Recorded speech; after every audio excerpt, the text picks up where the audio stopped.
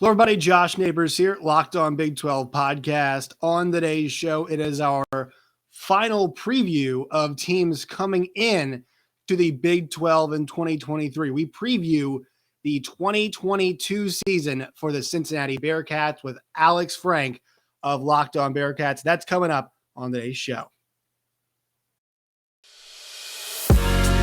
You are Locked On Big 12. Your daily podcast on the Big 12 Conference, part of the Locked On Podcast Network, your team every day. Once again, Josh Neighbors here, Locked On Big 12 podcast. Thank you guys for making Locked On Big 12 your first listen every single day. Make sure you guys subscribe to the channel. Make sure you guys like the videos. You can find us wherever you get your podcast and here on YouTube as well. Find us on Twitter at LOBig12. You guys can find me at Josh Neighbors _. Alex Frank joins the show. Alex, exciting stuff upcoming this year for Cincinnati. My first question to you, after you climb the mountain and you do something that people say could not be done, what's next? Well, first of all, Josh, thank you for having me on. It feels like the Bearcats are already in the Big 12 when you asked me to come on your season preview show. So I think once you've climbed the mountain, I think that there is still this sense of, hey, we were right there to win a national championship last year. I think lost in all of what the Bearcats accomplished last year in getting to the college football playoff was national championship. 2 wins away. Like, the wins were right in front of them. So I think what they have to do now is they have to just show the college football playoff committee and the national media, or just, on a national level, hey, we are not only just a one-hit wonder, we are a top 10 program. And when we go to the Big 12, we are going to be in the conversation for the college football playoff every year. So, you got to find that extra motivation once you've climbed the mountain, because that's what this program has been doing for 4 years. I still think that there's a lot to play for. You're going into a Power 5 conference, you're recruiting at a high level, and there's still so much more you can accomplish. I mean, you don't want to be an Oregon or a Michigan State or a Washington or an LSU who went to the playoff 1 year and they haven't been back since. You want to be like an Alabama, a Clemson, or an Ohio State, a program who makes the playoff, or in your case, Josh, in the Big 12, Oklahoma. You want to be a team that makes the playoff consistently. So it's just, I think there's a saying, mastering the mundane, doing the things that make you great year in and year out. They have to do that at a high level, because while there's no pressure, and I've said this on my show, Locked On Bearcats, there's no pressure to replicate what they did last year. They still have to show that, hey, we're not a fluke. Like, we belong in the conversation every single year, even with losing the talent that they did last year. And, something that's interesting is they've only won the AAC, I believe it's twice, right? So you mentioned, wanting to become what a Houston or excuse me, what a Oklahoma is. Oklahoma won the league 6 straight times, right? And like, that's something that, not only you have to be satisfied with just a conference title, but like, you have to work really hard just to get to that point where you're winning conference titles to keep putting yourself into that next step. So how does a program like Cincinnati sustain success when you have a season like last year? And it's kind of, the question answers itself a little bit, but you guys had Cincinnati had the 3rd most players drafted, right? It was Georgia, LSU, and then the Cincinnati Bearcats had the 3rd most players drafted in the NFL draft this year. How do you get back to that point? How do you replenish the well? What is the strategy for that? Obviously recruiting, but like, what are the ways in which Luke Fickell has put his head down, the staffs put their head down, and teams put their head down to try and replicate what they've done the last couple of years in winning a conference title? Because I really believe, Alex, that the playoff was not just a manifestation of last year.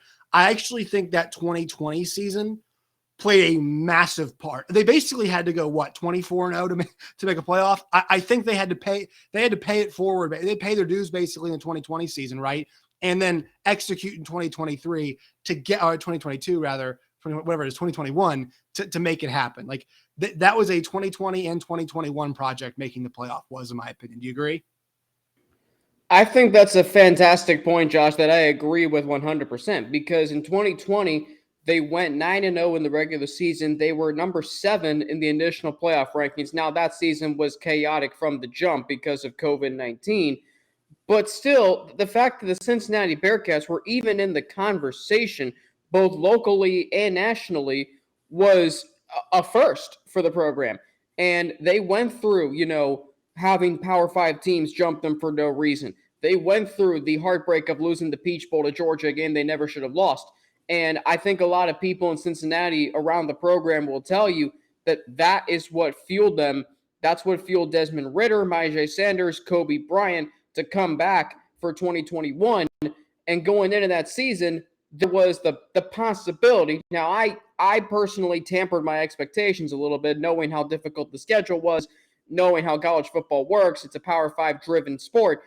But the fact that there was still the possibility of the Cincinnati Bearcats going to the college football playoff was an incredible time to be a Bearcats fan. Then you get admitted to the Big 12. So you're right. It was a multi-year project. It wasn't just 2021. But how do you continue to churn out 9 NFL draft picks and then 3 undrafted free agents? I think you mentioned it with Luke Fickell. It's the fact that they are really good, this Bearcats coaching staff. They're really good at developing players. Look at players like Sauce Gardner. Comes in as a 3-star underweight corner, and now he's a number 1 first-round draft pick, number 4 overall. Heck, he might be Defensive Rookie of the Year in the NFL. You look at how Desmond Ridder evolved over his 4 years, going from this scrawny-armed quarterback who, had a confidence to him, which I loved.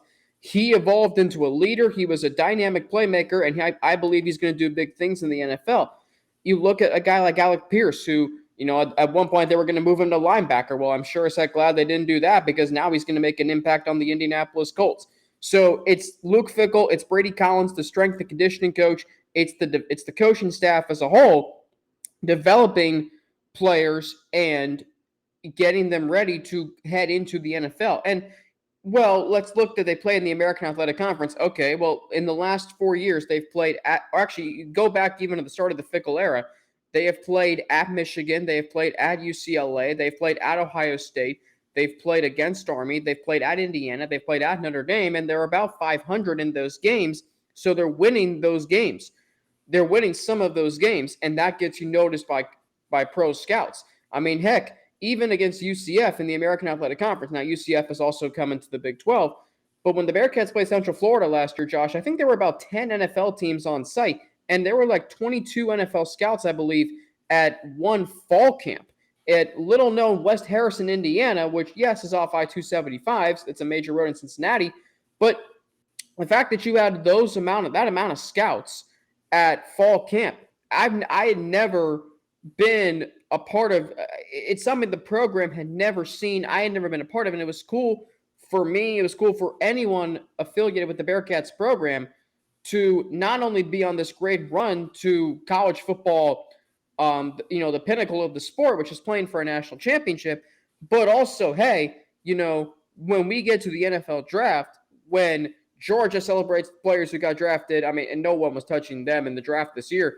LSU, they've pumped out players, very amazingly over the last who knows how many years. But now Cincinnati, third. Penn State can't say they had as many players. Ohio State can't say they had as many players. Alabama can't say they had as many players. That's what stands out to me. So it's the development, Josh, and I kind of went off a tangent there. You're good. It's the development of the players. Luke Fickell, Brady Collins, and the entire coaching staff. They haven't recruited at the level of some Power 5 schools yet, but once the players have gotten here, they have developed into NFL draft picks, prospects, All-Americans, Jim Thorpe Award winners. That is a huge testament to the development of this coaching staff. All right, quick word from our sponsors today. We are brought to you by Built Bar. Go to built.com today. That's built.com. Use the promo code LOCK15, LOCKED15, LOCK15 for 15% off at built.com. They've got cookie dough chunk puffs. They have a light, chewy texture, real cookie dough chunks. And of course, they're covered in 100% chocolate. They're only 160 calories, and they have a whopping 15 grams of protein in them. Run to built.com today to snag a box for you and the family. It will be the perfect treat, or you can find a really good hiding place and just hoard them for yourself. Once again, go to built.com, promo code LOCK15 today. All right, so this is a team that, they have to do a lot of replacing, and in the first place we look is quarterback. Now they're going to bring back their whole offensive line, which is really nice. The quarterback battle between Ben Bryant and Evan Prater. What can you tell us about who is winning that battle, and who do you think gets the opening day snaps? Because it's going to come fast and furious. September 3rd on the road, they're going to play Arkansas. So who's going to be under center for that game? Well, first of all, I don't think there's any separation in this quarterback battle as it stands, Josh.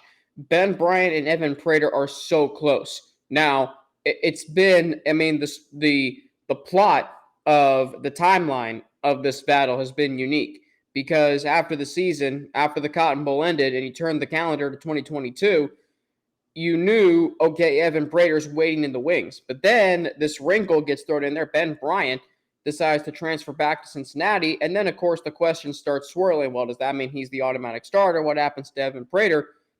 Right now, Evan Prater definitely, had a really good spring, and that does give him a chance to win the battle.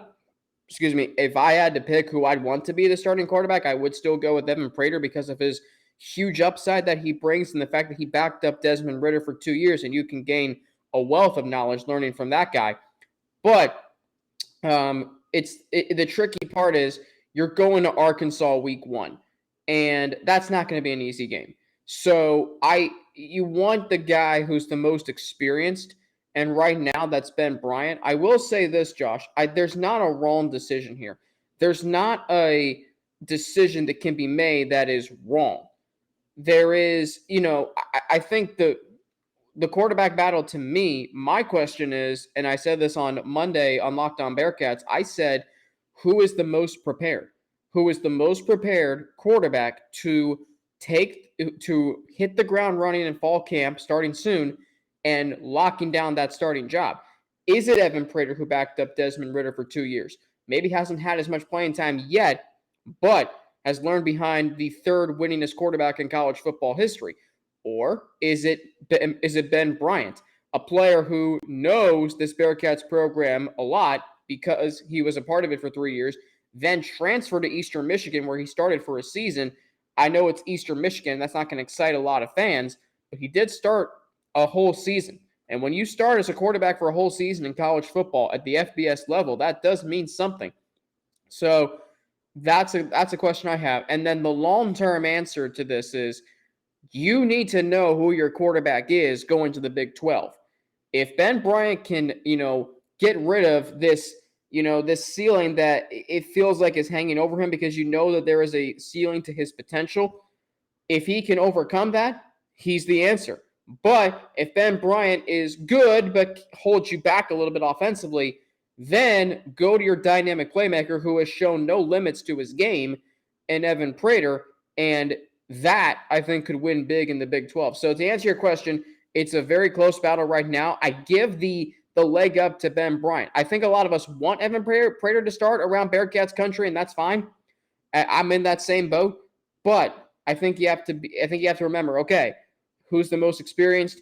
Who right now is going to give us a chance to win at Arkansas? It's probably Ben Bryant. But again, long term, that's what this is about. You need to know who your quarterback is long term. If you come out of non-conference play and you're 3-1 and Ben Bryant's playing well, he's got like 10 touchdowns, 2 picks, then you're fine. But if you come out of non-conference play and you're for some odd reason 2-2 and Ben Bryant's got 6 touchdowns to 5 picks, you've got a problem on your hands. And the same for Evan Prater. Whoever does start a quarterback has to be your long-term answer. There's no pressure right now to get it right sooner rather than later. And then the options, right? I mean, they lost so much at the skill positions. The one thing they do bring back is Josh White, tight end.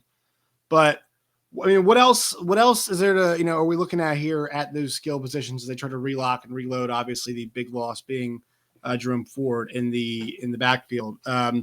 What are we looking at this year for Cincinnati in terms of offense and the weapons? Well, historically, Josh, if you've watched Cincinnati Bearcats football, it's been a program that has been driven in the trenches, especially in the Fickle era, driven through its tight ends. And that goes all the way back to Travis Kelce. But I think this year what needs to happen is the wide receivers need to take a step forward. And we saw last year with Alec Pierce. We saw that last year with Tyler Scott. He was second on the team in receptions. There's no question that the two biggest playmakers on this offense are Josh Wiley and Leonard Taylor. I mean, those guys are both have NFL potential. But if your wide receivers can break through, if your wide receivers can be a part of this offense, this opposing defenses are not going to have they're not going to sleep at night because they don't know who the heck to cover. You stop this guy, well, this guy's going to burn you for 5 and 120. Or and then you have to remember the running back room, which is different because there's not a bell cow running back yet on Bearcats teams in the past. What has made them so successful is they've had a Lapid, Michael Warren, Jared Dokes, Jerome Ford. I think what you're going to see this year is, it might take a few games, maybe halfway through the season until a bell cow emerges. The question I think that I certainly have is, what's Corey Kiner's role going to be? Former 4-star recruit from Cincinnati, transferred this offseason to Cincinnati from LSU. What's his role going to be? Can Charles McClellan stay healthy? Ryan Montgomery, he's been here a long time. Is this the season he gets most of the workload? There's a lot of questions. And then Ethan Wright, will you see him at the running running back position? There are a lot of different options that can work here. I just, you're definitely replacing Jerome Ford and Alec Pierce won't be easy. I don't think you can just say, well, this guy's going to replace Ford, this guy's going to replace Pierce. No, it's a collective effort. Now, let me take you to the defensive side, because if there's any position that is the most talented position on this team, it's linebacker. And I can say, I hope Cincinnati decides to rip up that 3-3-5 defense that they play, because it's effective against up-tempo teams like Central Florida. It's not effective against I don't know if they're going to rip that thing up when they come to the Big 12, man. That's kind of the standard in this conference. I mean, John Haycock said that 3-3-5, man, you're going to see a whole lot of it. So you think look, this is a defense that, last year was second in total defense in the conference. They were 10th in total defense in the national country. In the entire country, they were 5th in scoring defense nationally. And the one place they did stuff a little bit was their rush defense. But you think they break up that 3-3-5 and go a different direction? I'm not saying that's what's going to happen. I don't see anything changing. But the last point you mentioned was their rush defense. They gave up almost 150 yards per game. Look at what happened in the Cotton Bowl. Nick Saban, and I said this could happen leading up to the game. Nick Saban knew, okay, I've got John Mechie, my number 2 wide receiver, out. He's not playing. I've got Jamison Williams, but he's going up against Sauce Gardner. So I don't even want to throw at the guy. What I'm going to do is I'm going to run behind my offensive line, which was incredible last year, led by Evan Neal, first-round draft pick to the Giants. And I know this UC defense can't stop the run because, they don't have – when you play a 3-3-5, you are vulnerable to teams who can run the football. In Alabama, Brian Robinson Jr., 300-plus yards rushing. So the 3-3-5 works, and and maybe it's a case where, okay, you can keep it in the regular season, but when you face an SEC team like Alabama in the college football playoff, or Georgia, or another big physical team like Ohio State that can run the football at will on you, I think you have to consider maybe going 3-4 rather, and having that extra linebacker. Josh, the linebackers on this UC team, Deshaun and Ivan Pace, I'll get to them in a minute, Wilson Huber, 6th-year veteran, and Yaheem Thomas, former 4-star recruit, who's the highest-rated defensive recruit in Bearcats history. So there is a lot of talent at linebacker. The question is, are you going to be able to start all 4 of them at once? No, if you're going to play a 3-3-5. regarding the Pace brothers, Deshaun and Ivan, I'll say it right now. Deshaun Pace might be the best player on this team. Deshaun Pace, pound for pound, might be the best player on this team. He's the leading returning tackler. Last year, he was conference honorable mention. He's going to be first team this year. He very well might be preseason player of the year in the conference, which we'll find out come media days on Thursday for the American. But Deshaun Pace can tackle. He's got a nose for the football. He can make plays. He had 4 interceptions last year. He's a game changer. And then who has the record for most sacks in a game, I think with 6 or 9 in a game in 2019 with Miami's Akron. So you bring him in. He's got a veteran leadership. He was MAC Defensive Player of the Year last year, according to PFF. And then you've got Wilson Huber, a 6th-year veteran, who I think is just waiting to bust out of the seams and break out this year.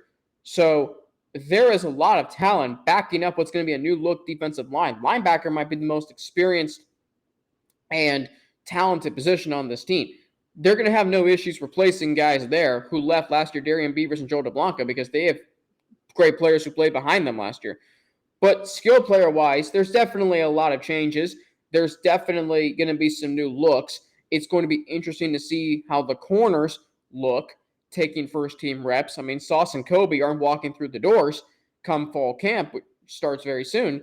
So how does this new team, these new players, handle taking first-team reps? I think it's going to be a very interesting storyline to follow throughout fall camp.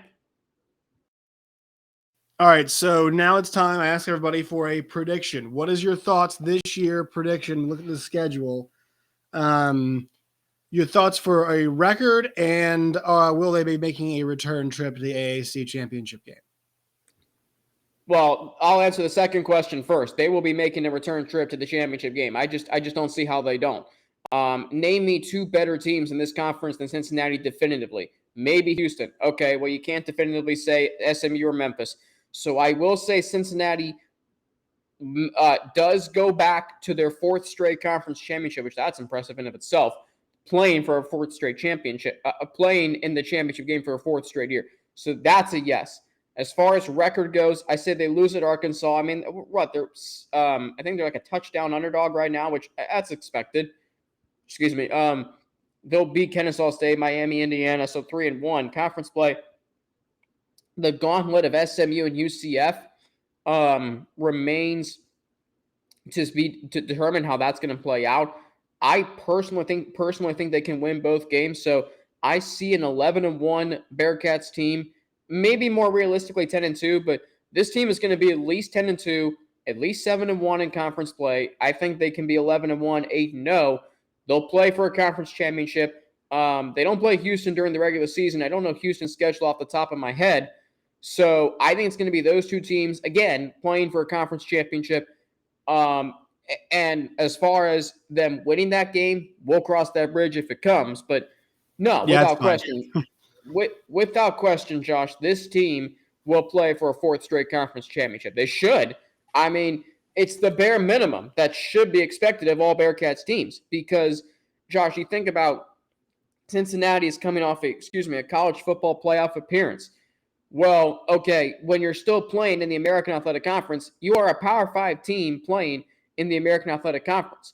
So nationally, the perception is, well, if you can make the college football playoff, you should be able to win a conference championship, right? I'll say this. I know the talent is not as great as it was last year, but the depth might be greater. The depth on this team might be greater than what it was last year. And that's a strong thing to say. But I felt like last year, if Ritter went down or Sauce went down, who was going to come in and replace him? This year, if you have someone go down, I think there's guys in the 2-fold and the 3-fold that can come in and just seamless transition. So this team, yes, will play for a conference championship. Whether they host it for a 3rd straight year or have to go on the road remains to be seen. But they will also, I think, at least have 10 wins for the 4th time in the last 5 years, if not 11. So there are still high expectations, Josh, surrounding the Cincinnati Bearcats. All right, Alex Frank, where can people find you and your work and all of its variety? Well, Locked On Bearcats is always on YouTube. You can check out our Locked On Bearcats YouTube channel. You can follow me on Twitter personally at Frankie_Natty. I'm also on Instagram, AlexFrank9_, and you can also email me with questions or comments, whatever, at Alex3Frank, all lowercase, at gmail.com. Josh, it's been great to be on, and I can't wait for when the Bearcats join the Big 12, and we're talking Big 12 football and heck, Big 12 basketball on a daily basis. Can't wait, Alex. Appreciate your time, man.